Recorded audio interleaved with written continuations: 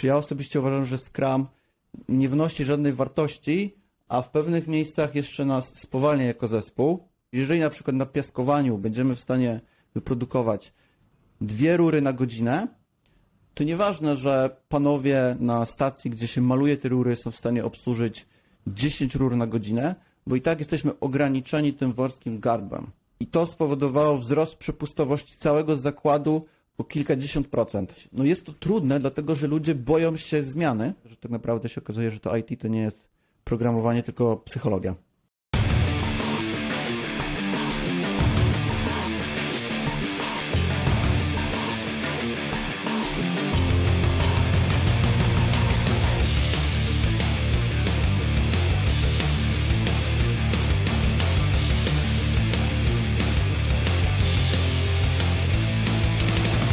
Cześć, witajcie w Nerd Management. Z tej strony Paweł Rykowski i Krzysztof Rakowski. W dzisiejszym odcinku Krzychu zaprosił gościa, aby porozmawiać o teorii ograniczeń. Także Krzychu, powiedz nam, z kim będziesz rozmawiał i o co tak naprawdę chodzi? Rzucę wiele takich słów kluczowych, żebyście mogli sobie wyrobić zdanie, o czym będziemy rozmawiać. Dzisiaj zaprosiłem Konrada Otrębskiego. Jak samo sobie mówi, jego największe osiągnięcie w karierze to ewolucja zespołu produktowego z poziomu 3 deploymentów na produkcję w miesiącu do 150. Czyli już możecie się domyśleć, że będziemy rozmawiać nie tylko o teorii ograniczeń, która jest ciekawym zagadnieniem, ale również o DevOps, o Test-Driven Development, Trunk-Based Development, Domain-Driven Design, o całej kulturze związanej z DevOps chociażby. Konrad jest przeciwnikiem Scruma, więc to też poruszymy i to jest też bardzo ciekawy temat, ale przede wszystkim taką kanwą naszego spotkania jest teoria ograniczeń, Theory of Constraints. I co ważne, to po nagraniu stwierdziliśmy z Konradem, że nie wyczerpaliśmy zdecydowanie tematu, więc już teraz zapraszam Was, żebyście sobie zapisywali pytania, pisali w komentarzach, czy wysyłali do nas na maila, bo umówiliśmy się z Konradem, że musimy zrobić dogrywkę, musimy jeszcze raz się spotkać i nagrać drugą część. No to nie przedłużając, lecimy. Cześć Konrad, dziękuję, że przyjąłeś nasze zaproszenie do naszego podcastu. Cześć, dzięki wzajemnie za zaproszenie. Jest taka opinia, że Scrum to jest takie najlepsze rozwiązanie dla software developmentu, tylko po prostu my nie potrafimy go poprawnie wdrożyć. To jest taki święty graal, za którym gonimy i gdyby tylko nam się udało tego Scruma dobrze realizować, dobrze wdrożyć, no to wtedy byśmy osiągali świetne wyniki.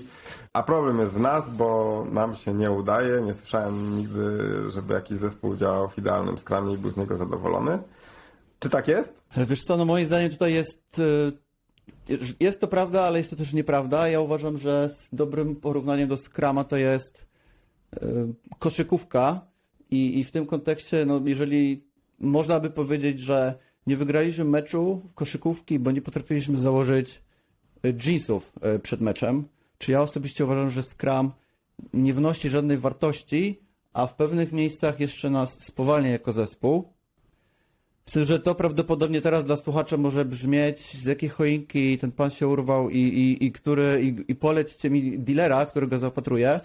Więc ja bym proponował, żebyśmy sobie najpierw trochę kontekstu zbudowali, jeśli chodzi o na przykład tę teorię ograniczeń, o której dzisiaj chcemy mówić, a potem możemy jakby wrócić do tego pytania, jak się ma do tego Scrum przykładowo. Powiedziałeś hasło teoria ograniczeń. Niektórzy z nas może coś o tym wiedzą, może słyszeli, może nie, ale załóżmy, że nie za bardzo, nie za dużo o tym wiemy, więc powiedz proszę w ogóle, co to jest ta teoria ograniczeń, skąd to się wzięło i czemu to dla nas może być wartościowe? Teoria ograniczeń to jest, ona się nazywa teorią, ale tak naprawdę to jest praktyka, która jest stosowana na całym świecie. Najbardziej znana jest z firm manufacturing, jakby firm produkcyjnych, które produkują jakieś dobra z fabryk i tak dalej, z zakładów. I tą teorię opracował i nazwał pan Eliyahu Moshe Goldratt, to jest taki izraelski naukowiec. I ta teoria jest popularna za sprawą między innymi takiej książki, którą on napisał. Książka się nazywa The Goal. Polskie tłumaczenie to jest cel.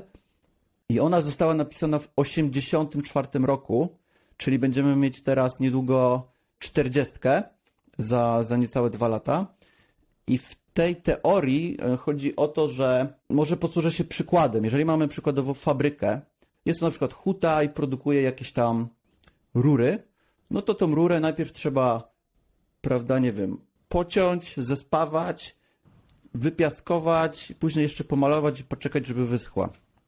Teoria ograniczeń mówi, że nasze przedsiębiorstwo będzie produkować tyle rur, ile jest w stanie to wąskie gardło w tej fabryce obsłużyć. Czyli jeżeli na przykład na piaskowaniu będziemy w stanie wyprodukować 2 rury na godzinę, to nieważne, że panowie na stacji, gdzie się maluje te rury, są w stanie obsłużyć 10 rur na godzinę, bo i tak jesteśmy ograniczeni tym wąskim gardłem. Czyli trochę tak jakby, nieważne jaka jest duża rura, nie wiem, gdzieś tam miejska w wodociągach, tyle wody jesteśmy w stanie nalać do garnka, ile nam pozwala nasz kran u nas w mieszkaniu. Tym w skrócie jest teoria ograniczeń. To, o co tutaj chodzi, to żeby znaleźć, jakie to jest ograniczenie u nas w przedsiębiorstwie i je sprawić, żeby na tym ograniczeniu, czyli na przykład na właśnie maszynie piaskującej, żeby przepustowość pracy była tam większa. Wspomniałeś, że to jest teoria, ale to jest cały taki jakby koncept, który jest stosowany, prawda? Teraz jeszcze mówimy o różnego rodzaju przedsięwzięciach przemysłowych czy wytwórczych, ale tam to jest stosowane, jest wdrażane i działa. Tak, jest stosowane z sukcesami dosłownie na całym świecie. Na polskim podwórku, ja osobiście polecam pana Pawła Schmidta i śledzić jego działania. To jest pan, który prowadzi taką właśnie firmę, która się zajmuje TOC i on ma kanał na YouTubie, gdzie jest bardzo dużo, on prowadzi w ogóle takie konferencje, dość często, kilka razy w roku, takie konferencje face to face. Teraz najbliższa ma być chyba we Wrocławiu na początku grudnia. I tam jest bardzo dużo takich przykładów z polskiego podwórka zastosowań TOC w praktyce. Przykładowo mamy tam, z takich moich ulubionych jest huta w Ostrowcu Świętokrzyskim, która zatrudnia ponad 1000 ludzi. Jest przedsiębiorstwo takie z niemieckim kapitałem, firma, która produkuje opakowania. Są zastosowania TOC w sprzedaży. Był też pan na przykład, który jego firma ociepla dachy. A mój ulubiony przykład sprzed 2 miesięcy z Poznania byli państwo, których firma zajmuje się produkcją rur, giętych rur. Przykładowo, nie wiem, w autobusach są rury, których się trzymamy, gdy nimi jeździmy. I tam trochę będę przejaskrawiał, ale generalnie zostało wdrożone TOC. Państwo odnaleźli ten bottleneck, która maszyna u nich w zakładzie jest właśnie tym constrainem. I można powiedzieć, że zabrali pracownikom taboret, którym panowie pracujący przy tej maszynie odpoczywali i to spowodowało wzrost przepustowości całego zakładu o kilkadziesiąt procent. Czyli magia tej teorii ograniczeń polega na tym, że to samo się właśnie działo w tej hucie w Ostrowcu Świętokrzyskim. Magia polega na tym, że te pierwsze ograniczenia i ten ogromny, duży wzrost jakby w produkcji się osiąga z praktycznie zerowym nakładem inwestycyjnym. Chodzi o to, żeby tylko znaleźć to ograniczenie i je jakby zaatakować. Tutaj dodam dygresję dla naszych słuchaczy i widzów, że wszystkie książki, o których Konrad wspomina, wszelkie inicjatywy, kanały i tak dalej umieścimy oczywiście jako linki na stronie tego naszego odcinka, żebyście mogli się do tego odnieść. To, o czym mówisz, to brzmi tak, bardzo prosto. Znaleźć te wąskie gardło, dowiedzieć się, co tam można zrobić, żeby zwiększyć tę przepustowość i już mamy jakieś rezultaty, które zwiększają naszą wydajność produkcji. Ale czy to faktycznie jest takie proste? Jak szukać tych wąskich gardeł? To jest proste i nie jest proste jednocześnie. To znaczy, takim najczęstszym problemem w tego typu firmach, przedsiębiorstwach jest to, że jest bardzo duży work in progress. Czyli to jest taki przysłowiowy, jakby nie widać podłogi, materiały są w fabryce, w hali pod sufit i nie wiadomo tak naprawdę gdzie jest ten bottleneck i constraint. I to się osiąga ograniczając work in progress, czyli jakby ograniczając ilość zamówień, którą w danej chwili mamy procesowaną. I są na to pewne techniki, którymi się dopatruje, gdzie jest ten bottleneck, gdzie jest ten constraint i później spróbuje się jakby sprawić, żeby praca szła szybciej na tym właśnie ograniczeniu. Taki klasyk to jest właśnie pytanie, dlaczego ta maszyna nie pracuje, gdy ludzie mają lunch, prawda? To jest taki klasyk. I jedno z takich popularnych działań jest sprawienie, żeby kiedy pracownicy idą na lunch, na tym ograniczeniu, to żeby byli zastąpieni przez kogoś innego. I to już sprawia, że efekt jest osiągany w ciągu dosłownie jednego dnia. Ale tak jak powiedziałeś, no jest to trudne, dlatego że ludzie boją się zmiany, więc tutaj sobie przypominam właśnie ten przykład z tej huty w Ostrowcu Świętokrzyskim, bo co się okazuje wdrażając TOC? Okazuje się, że na ograniczeniu robota, że tak powiem w cudzysłowie, musi iść pełną parą, ale wszyscy inni już nie muszą pracować pełną parą, a wręcz przeciwnie, prosi się ich o to, żeby nie pracowali, kiedy nie trzeba. I tam się okazało, że ludzie się bali, najzwyczajniej w świecie się bali nie pracować, bo myśleli, że zostaną zwolnieni. I to było trudne, przekonać ludzi do zmiany, że nic im nie grozi, prawda? Więc czynnik ludzki najczęściej jest trudny, co jest też popularne u nas w IT, tak? Że tak naprawdę się okazuje, że to IT to nie jest programowanie, tylko psychologia. No właśnie, to chciałbym, żebyśmy, tak jak tutaj zaproponowałeś, przeszli już z takiego poziomu, który jest dla nas abstrakcyjny w dużej mierze, czyli jakieś właśnie rozwiązania przemysłowe, na software developer, czyli żebyśmy wrócili do tego problemu, czy powiedzmy zagadnienia, które zasygnalizowałem na początku. Prawie wszyscy pracujemy w Scrumie i wydaje nam się, że to jest taka najlepsza metoda, najlepszy sposób pracy. I w takim razie w jaki sposób stosuje się teorię ograniczeń w software developmencie? No i z drugiej strony oczywiście, czemu Twoim zdaniem jest to lepsze niż to, jak pracujemy do tej pory? Teoria ograniczeń, jakby w takim klasycznym ujęciu, no to właśnie to jest to spojrzenie na przedsiębiorstwo jak na fabrykę, gdzie jest ta linia produkcyjna i poszczególne jakby stacje, przy których się coś robi z produktem. I chodzi o to, że tą teorię ograniczeń stosuje się do wszystkich tak zwanych operations. No na przykład nie tylko produkcja, ale też na przykład sprzedaż, administracja. Na przykład są zastosowania ze szpitali, z właśnie software developmentu. Czyli operations, praktycznie każde jedno przedsiębiorstwo jest naprawdę taką jakby firmą, która się kwalifikuje do tego tak zwanego operations. I chodzi tutaj o to, że nawet jeżeli siedzimy sobie wszyscy ciepło w biurze, a nie na jakiejś tam hali produkcyjnej, to co my robimy, można ułożyć, zwizualizować właśnie w postaci takiej linii produkcyjnej. No przykładowo ktoś wpada na pomysł feature'u, potem jakiś UX-owiec to projektuje, potem programista to koduje, backendowiec, frontendowiec, potem jest jakiś code review, a potem to ląduje na produkcji. Więc można to ułożyć w linię produkcyjną. I TOC ma tutaj właśnie zastosowanie, bo też możemy odnaleźć ten bottleneck, to constraint i sprawić, żeby praca szła, że tak powiem, postępowała szybciej przez naszą linię produkcyjną. Tak, no w skrócie to o to tutaj chodzi.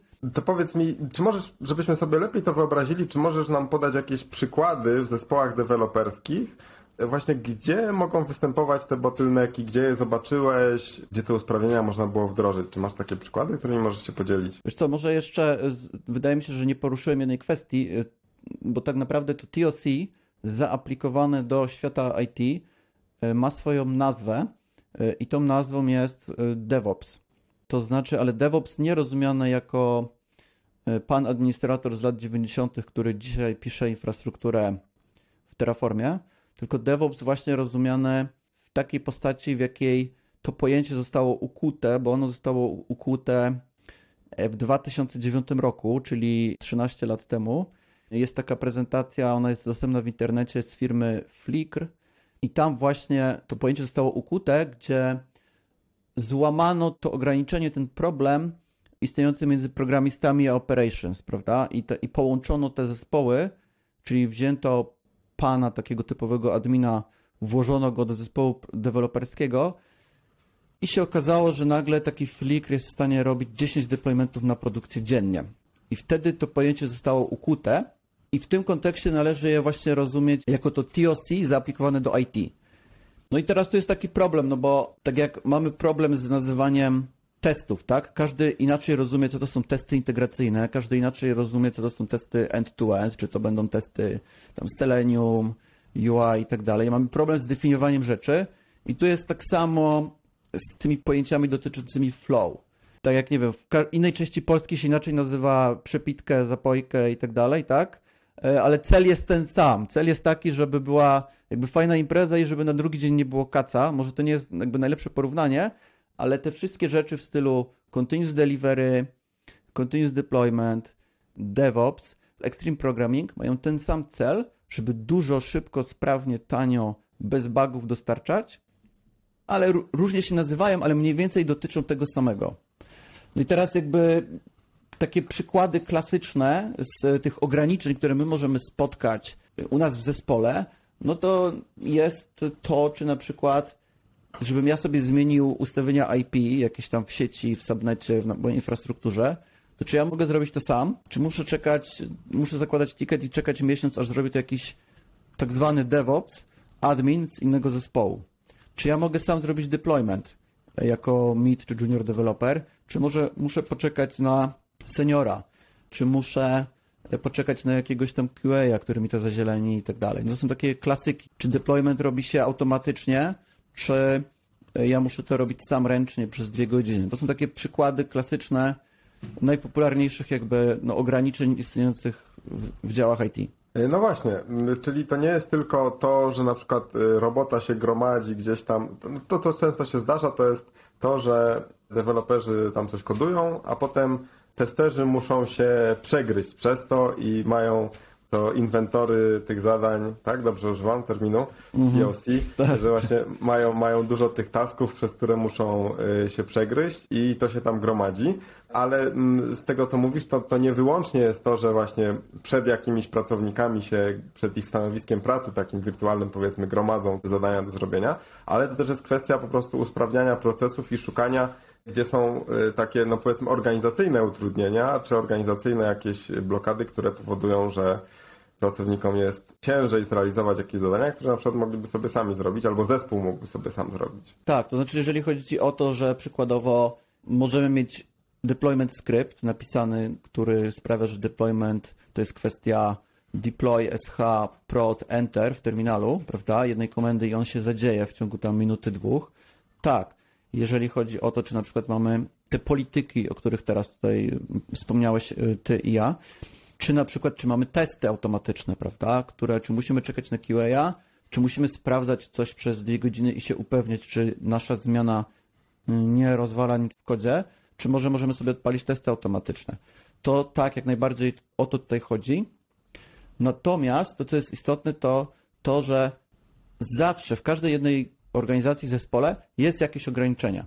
Bo gdyby go nie było, no to nasza firma by zarabiała jutro $1 miliard, tak, dziennie. Chodzi o to, że zawsze jest jakieś ograniczenie i to jest OK.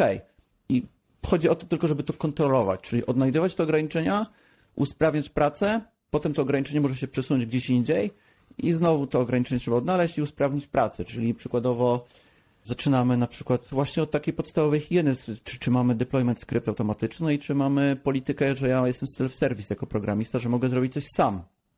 Nie muszę czekać na admina z innego zespołu. No a potem możemy się już na przykład zabierać za testy, bo to też jest dość popularne, że po prostu testów się nie pisze w zespołach. Tutaj dotknę jednego tematu, który się pojawił w Twoim bio, czyli jesteś przeciwnikiem instytucji QA. Bardzo mnie ciekawi, z racji tego, że trochę już tutaj wspomnieliśmy o testerach, o pisaniu testów, jeżeli mógłbyś wyjaśnić to podejście. Co to znaczy, że jesteś przeciwnikiem instytucji QA? Posłużę się może takim przykładem. No wyobraźmy sobie, że jedziesz na kebaba, Krzysiek. No i zamówiłeś, jakiego zamawiasz kebaba? No ja przeważnie biorę w cienkim i sos pół na pół. Sos pół na pół cienki, okej, nie? I zamówiłeś tego kebaba i okazuje się, że rzucałeś na grubym, sos ostry i jeszcze ci nie dali surówki. No to byłem rozczarowany. No i wiesz... Przeważnie Słucham? dodatkowe mięso biorę, a jakbym nie dostał dodatkowego mięsa, to byłbym jeszcze bardziej niezadowolony. Dokładnie, nie? No i wiesz, i potem wracasz do tego pana, który ci tego kebaba zrobił, no i on rozkłada ręce i mówi, że to nie jest jego wina, bo tutaj powinien być QA, a go nie ma, prawda? Więc to jakby obrazuje tą istotę tej mojej jakby myśli. No więc czy wiesz, jakby często się zdarza, to już miałem do czynienia z takimi sytuacjami, że wiesz, no QA potrzebuje popatrzeć 5 sekund, żeby zobaczyć, że to nie o to chodziło, że programista po prostu olał sprawę i nie zrobił tego, co trzeba, więc chodzi mi o to, że ta instytucja takiego typowego testera manualnego sprawia, że zwalamy trochę tą pracę na kogoś innego, a to jednak my jesteśmy programistami i my mamy największe kompetencje, żeby ocenić, czy coś jest zrobione dobrze lub nie. No a druga sprawa, drugi aspekt tego problemu jest taki, że ogrom tego, co robi taki klasyczny tester manualny, można pokryć testami automatycznymi, tak? I do tego to się sprowadza. Czyli testy i intencje, jakby motywacje, dyscyplina, dbałość programisty. Tak, zdecydowanie. Zwłaszcza, że jeżeli programista nie zwala, nazwijmy to, tej odpowiedzialności za to, że to jest dobrze wykonane na testera, tylko staramy się, żeby ten produkt, który wytwarzamy, był dobrej jakości, no to wtedy te osoby odpowiedzialne za jakość mogą zajmować się zupełnie innymi rzeczami niż wyłapywanie chociażby oczywistych błędów, że coś jest zrealizowane niezgodnie z tym, co zamawialiśmy. Wracając z tej dygresji, czy mógłbyś nam podać jakieś przykłady z życia wzięte, ale już właśnie z naszej dziedziny IT, które pozwalają nam sobie wyobrazić, że właśnie ta teoria ograniczeń jest możliwa do zastosowania, działa i przynosi wartość w takich zespołach, w takich branżach, jak my pracujemy. Tak, no tych przykładów jest bardzo dużo. Jeżeli by słuchaczów to interesowało, ja polecam takie konferencje DevOps Days. Tam jest bardzo dużo ciekawych jakby informacji i w ogóle ludzi, którzy się pojawiają na tej konferencji, siedzą mocno w temacie i dla nich tego typu rzeczy są taką normą dnia codziennego. No z mojego podwórka, z mojego doświadczenia, no ja najbardziej jestem dumny z tego, co nam się udało swego czasu osiągnąć w Tagveniu. To jest taki startup, wtedy startup, teraz to już jest firma, która jest obecna na 5 kontynentach, ma prawie 100 osób zatrudnia, ale dalej zatrudnia tylko 5 programistów. I to jest coś jak taki Booking.com, ale do bookowania sobie venuesów na eventy. No i tam zaczynaliśmy z takiego poziomu, że robiliśmy 3 deploymenty na produkcję w miesiącu, czyli odjeżdżał ten pociąg release'owy, QA tester, wszystko sprawdzał i tak dalej. Potem się okazywało, że mamy bugi w tym kodzie, który był na tym release branchu, ale świadomie to deployowaliśmy i tak dalej. Stopniowo wprowadzając te zmiany, udało nam się po roku, 2 osiągnąć taki poziom, kiedy zrobiliśmy 150 deploymentów na produkcję w miesiącu, zespół 5 programistów. Udało nam się to osiągnąć właśnie wprowadzając wiele różnych małych zmian. No, takim najbardziej kontrowersyjnym i popularnym jest ta trunk-based development, zwany też continuous integration, czyli praca bez branchy. Czyli my w ogóle nie pracowaliśmy tam, no i to jest moja codzienność od tamtych czasów, że w ogóle nie pracuję na branchach, wszystko puszuje się na master, po czym odpalają się testy automatyczne, które powinny przejść w kilka minut, a potem odpala się deployment script i kod, kiedy ja sobie robię, nie wiem, wychodzę sobie po kawę, kod jest deployowany na produkcję i ja z testów mam taki confidence, że nawet nie muszę zaglądać na stronę główną, żeby zobaczyć, czy wszystko jest ok, bo po prostu ufam tej mojej baterii testów i mogę pracować dalej, nie? Więc w tym świecie praca wygląda tak, że ja jako programista mam otwarty jeden ticket, pracuję nad nim kilka godzin, może dzień, może 2, wrzucam commit, 1, 2, 3, 5, deployuję feature na proda, w ciągu godziny dostaję zazielenienia z code review od kolegi programisty. Jeszcze może na to, jeżeli mamy w zespole tego QA, to może się na to przyglądać QA. QA jest w niebo wzięty, dlatego że nie musi testować 50 feature'ów podczas release'u, tylko jeden, więc wie, co się zmieniło.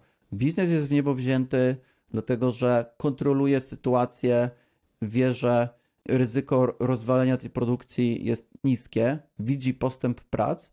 I ja godzinę potem, jak skończyłem pracować nad tym featurem, biorę kolejny feature. Tak wygląda w skrócie ta rzeczywistość. Nie ma na przykład merge konfliktów, kończę dzień pracy z czystą głową i tak dalej, i tak dalej. No i to się osiąga dzięki właśnie automatycznym deployment scriptom, dzięki tej technice pracy nie na branchach, dzięki testom automatycznym. To, co mówisz, to pozwala mi sobie lepiej właśnie połączyć tą teorię ograniczeń z huty stali czy z innych ośrodków przemysłowych do naszego świata, właśnie track-based development, testy automatyczne, CI/CD, limitowanie work in progress, no to są już te pojęcia, z którymi mamy do czynienia. I teraz chciałbym jeszcze Ciebie zapytać o to w ogóle, skąd się możemy uczyć teorii ograniczeń w kontekście naszym. Ja wiem, że tu jest taki zapoczątkowany właśnie chyba przez Eliahu Goldrata trend, że te książki, które się pisze, to są takie historie, to nie są suche, powiedzmy, podręczniki, więc to jest na pewno fajne źródło wiedzy, ale nie tylko. Co możesz polecić? No na pewno polecam właśnie książki Goldrata, czyli The Goal, czyli Cel, później It's Not Luck, chyba to jest część druga tej samej historii i na pewno Critical Chain. One są też dostępne jako audiobooki. Polecam też książkę Phoenix Project, która jest remake'iem.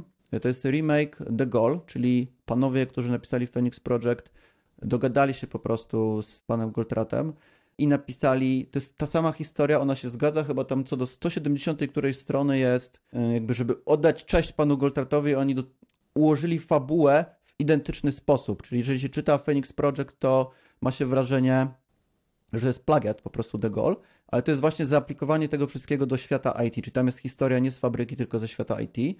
To jest na pewno książka, którą polecam. I kolejną rzeczą to jest, no nie polecam książki Accelerate. W sensie książka Accelerate jest fajna, jeżeli ktoś potrzebuje, że tak powiem w cudzysłowie, pomachać ją szefowi, żeby jakoś kupił tą ideę, że ja nie spadłem z krzesła i że naprawdę to działa, to do tego może być dobra książka Accelerate, ale ja osobiście polecam DevOps Handbook z tego samego wydawnictwa, bo to jest Biblia. Po pierwsze tłumaczy koncept, robi nawiązania m.in. do Goldrata i do TOC. Po drugie jest zbiorem wielu referencji, dodatkowych źródeł, do których możemy zajrzeć, a po trzecie jest taką skarbnicą takich potencjalnych ograniczeń, które możemy mieć w zespole. Te, które dzisiaj już wspominaliśmy, deployment script, polityka firmy, czy na przykład hands-offy, czyli że w naszym flow potrzeba bardzo dużo dotknięć, żeby dotknięć w cudzysłowie jakby pracowników, żeby coś mogło trafić na produkcję. No, na przykład, nie wiem, 2-3 code reviewsy, zanim w ogóle coś będzie mogło być zdeployowane na produkcję, czy dotknięcie QA i tak dalej, i tak dalej. Te wszystkie rzeczy można wyeliminować i sprawić, że to flow jakby jest płynne i szybciej dostarczamy. Więc to polecam bardzo mocno książkę DevOps Handbook. To jest bardzo fajna metafora, o której mówisz z tym dotykaniem właśnie, bo to pozwala sobie wyobrazić, ile jest takich niepotrzebnych czasami punktów styku. Jeszcze taka książka, którą podobała mi się i przyjemnie mi się ją czytało, to jest Rolling Rocks Downhill Clarka Chinga. To jest też taki pan, który się specjalizuje w Agile i TOC. Więc też oczywiście linki do tych wszystkich książek i nie tylko damy wam na stronie tego odcinka. Jeżeli mogę coś jeszcze się wtrącić, to chciałem też właśnie raz jeszcze polecić te wykłady z tego, co robi Paweł Schmidt, dlatego że tam można naprawdę zobaczyć i dotknąć dosłownie tego, jeżeli się nawet pojedzie na takie wydarzenie, tych ludzi, którzy to wdrożyli i że to nie jest tylko w książkach, tylko to naprawdę ludzie praktykują. Więc to też polecam. Mimo że to nie jest nasza domena, tak? To nie jest domena IT, ale pokazuje, że to jest jak najbardziej możliwe, otwiera oczy. No i po lekturze tych książek można sobie w łatwiejszy sposób trochę tłumaczyć te pojęcia takie z oryginalnej teorii ograniczeń na nasz kontekst. Powiedz mi proszę, co nasi widzowie, co nasi słuchacze, których zainteresowała teoria ograniczeń, chcieliby się więcej dowiedzieć albo może zacząć coś wdrażać u siebie w swoich zespołach, co mogą zrobić jako takie pierwsze kroki, kiedy wrócą do swoich zespołów, żeby robić coś lepiej, robić coś zgodnie właśnie w duchu teorii ograniczeń, może pomyśleć nad zrzucaniem tych kajdanów Scruma, o których mówiłeś kilkakrotnie. Poza oczywiście zgłębieniem tej wiedzy, tak, podstaw, o których tutaj wspomnieliśmy, na pewno warto sobie zwizualizować ten proces, czyli sobie narysować w postaci na przykład Kanban boardu, jak działa ta nasza zespołowa fabryka, jakie mamy tutaj te etapy pracy od pomysłu aż do dostarczenia na produkcję. No i później trzeba się zastanowić, gdzie jest ten bottleneck i spróbować jego zaatakować. No to można zrobić na wiele sposobów. Jednym sposobem jest to, że dopatrujemy się tego, gdzie, tak jak wspomniałeś, gdzie to inwentory is to the roof, czyli przed którym etapem prac jest to bardzo duży work in progress, to jest jakby zalega praca. I tam prawdopodobnie jest bottleneck. No i wtedy trzeba już te bottlenecki konkretne atakować. Teraz drugą techniką, która nam ułatwia dopatrzenie się tego, jest po prostu z dnia na dzień wprowadzenie limitu na work in progress. Czyli jeżeli teraz mamy otwarte 50 tiketów, to nie otwieramy kolejnego tiketu, dopóki na przykład o połowę nie spadnie nam ta liczba. Czyli na przykład wprowadzamy sobie limit na poziomie 50% mniej, 25%. Dopiero jak uporamy się z tymi 25, z 26, to dopiero wtedy możemy otworzyć kolejny ticket. Powinniśmy zacząć mierzyć też cycle time, bo to jest taka istotna metryka w tym świecie DevOpsu i TOC. Cycle time, czyli czas, od kiedy programista, też są różne definicje tego, ale możemy przyjąć, jedna z definicji to jest zaczynamy mierzyć, gdy programista zaczyna pracować nad featurem, a kończymy mierzyć, gdy feature jest na produkcji. Inną metryką jest lead time. Tutaj zaczynamy mierzyć wcześniej. Zaczynamy mierzyć, kiedy stwierdzamy, że będziemy chcieli pracować nad tym featurem. Czyli jakby on wskakuje do tej kolumny to-dos, nie? Jeżeli mielibyśmy to porównać do pizzerii, no to lead time zaczynamy mierzyć, gdy klient dzwoni z zamówieniem. Cycle time, gdy pan od pizzy zaczyna to zamówienie jakby robić, tą pizzę zaczyna tam lepić, rzucać kawałki na nią, a kończymy mierzyć, gdy pizza wyjeżdża z pizzerii albo gdy jest realnie do klienta dostarczona, tak? I chodzi o to, żeby ten nasz cycle time, czy lead time, bez względu na to, co mierzymy, spadał. Bo wtedy właśnie, jeżeli dzisiaj on wynosi 3 miesiące, czyli ja wpadnę dzisiaj na pomysł, on za 3 miesiące będzie na produkcji, to jest średnio agile, prawda? Tutaj teraz dotykamy tego, co to właśnie jest to agility. Ale jeżeli UX-owiec, czy jakiś tam product manager wpadł na pomysł na feature przedwczoraj, a on jutro jest na produkcji, no to jest agility. To jest konkret. To jest jakby... A dlaczego to się dzieje? Dlatego, że mam mały work in progress, mam testy automatyczne, mam deployment script, umiem pracować bez branchy i tak dalej. To wynika z tych wszystkich różnych małych konkretów i kończymy właśnie z agility w postaci takim, że ktoś wpadł na pomysł przedwczoraj na feature, czy przedwczoraj dostaliśmy feedback z produkcji, jutro jest wdrożony. Bardzo dziękuję, Konrad, za podsumowanie teorii ograniczeń dla naszych widzów i naszych słuchaczy. Powiedz mi proszę, co robisz, co publikujesz, gdzie można Ciebie znaleźć, gdzie można Ciebie spotkać, bo wiem, że jesteś aktywnym prelegentem na konferencjach i innych wydarzeniach. Tak, no występuję na konferencjach, gdzieś tam staram się występować właśnie na konferencjach, więc tam można mnie na pewno zobaczyć. No, coś tam wrzucam na LinkedIna, to jest jeśli chodzi o tą moją obecność w jakichś tam social mediach czy w naszej społeczności, więc zapraszam na mojego LinkedIna, można mnie tam połączyć czy zacząć followować. No i myślę nad jakimś tam wskrzeszeniem mojego bloga i może nawet otwarciem takiegoś kanału na YouTube, ale jeżeli to się wydarzy, to na pewno będę o tym informował na LinkedInie. Na co dzień prowadzę taki butikowy software house, no i zajmuję się też doradztwem we wdrażaniu właśnie tego typu flow, czyli przechodzeniu na te wyższe poziomy flow, więc jeżeli ktoś jest zainteresowany, to też zapraszam, żeby się połączyć na LinkedInie. Zapomnieliśmy jeszcze odnieść się do tego, co powiedzieliśmy na samym początku, o czym dyskutowaliśmy w pierwszych minutach naszego wywiadu, czyli o kwestii Scruma, którego Konrad jest zagorzałym przeciwnikiem. No to Konrad, jak to jest z tym Scrumem? Mój główny problem ze Scrumem jest taki, że te wszystkie praktyki, o których dzisiaj mówiliśmy, deployment skrypty, umiejętność pisania testów, najlepiej test driven, zmiany, które mogą boleć organizację, bo na przykład chcemy się pozbyć instytucji QA, chcemy zmienić polityki w firmie, że na przykład ja mogę sam zrobić deployment na produkcję przed code review, że mogę sam zmienić ustawienia sieci, nie czekając na jakiegoś tam admina z innego zespołu, to są rzeczy trudne i to są konkrety. To agility, o którym mówiliśmy wczoraj, wpadłem na pomysł, jutro deployuję to na produkcję. I mój punkt jest taki, że Scrum bez tych wszystkich konkretów jest niestety niczym sam w sobie. Natomiast te wszystkie konkrety bez Scruma to jest ogromna wartość. To jest mój problem. No a wracając do przykładu z koszykówki, no to wyobraźmy sobie właśnie takiego Michaela Jordana, któremu ktoś mówi, żeby na dzisiejszym wystąpieniu założył właśnie te spodnie, te dżinsy.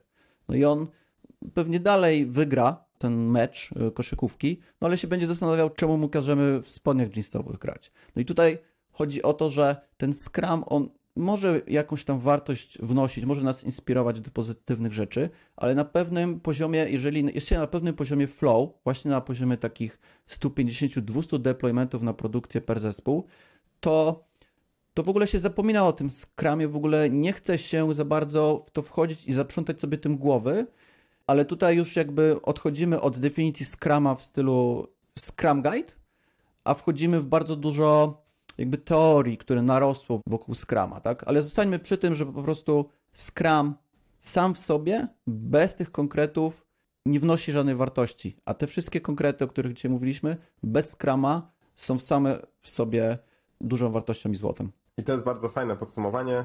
Pracujemy nad tym, żeby usprawniać te konkrety, a nie szlifować coś, co jest jakąś poboczną kwestią, jakimiś zadaniami, które robimy tylko po to, żeby sobie wypełnić czas w kalendarzu. I to jest bardzo fajne podsumowanie tego tematu. Bardzo Ci dziękuję. Dzięki. No jak mówiłeś na początku, to był mega wartościowy wywiad i tutaj dużo ciekawych rzeczy się pojawiło. Także wielkie dzięki za super wywiad. Tak, i koniecznie zajrzyjcie na stronę odcinka, bo Konrad wrzucił nam naprawdę bardzo dużo materiałów, również z takimi, o których nie mówiliśmy w odcinku, ale które warto po prostu przeczytać. I tak jak wspomniałem na samym początku, jeżeli macie jakiekolwiek pytania, chcielibyście rozszerzyć temat, zadać pytania jakieś Konradowi, to zróbcie to, bo będziemy się umawiać na kolejny odcinek. Super, a jeżeli chcecie być na bieżąco, to koniecznie zapiszcie się do newslettera na stronie nerd.management/newsletter. Dzięki temu będziecie na bieżąco z naszymi odcinkami, dostaniecie bezpośrednio od nas powiadomienia o tym, że pojawiliśmy się już w internetach, a pojawiamy się co wtorek o 8:00, ale również czekają tam na Was 2 specjalne bonusy, czyli polecane książki i checklisty, które możecie wykorzystać w swojej pracy, do których gorąco zachęcamy. I cóż, widzimy się już za tydzień, także dzięki wielkie za dziś, trzymajcie się, cześć! Cześć!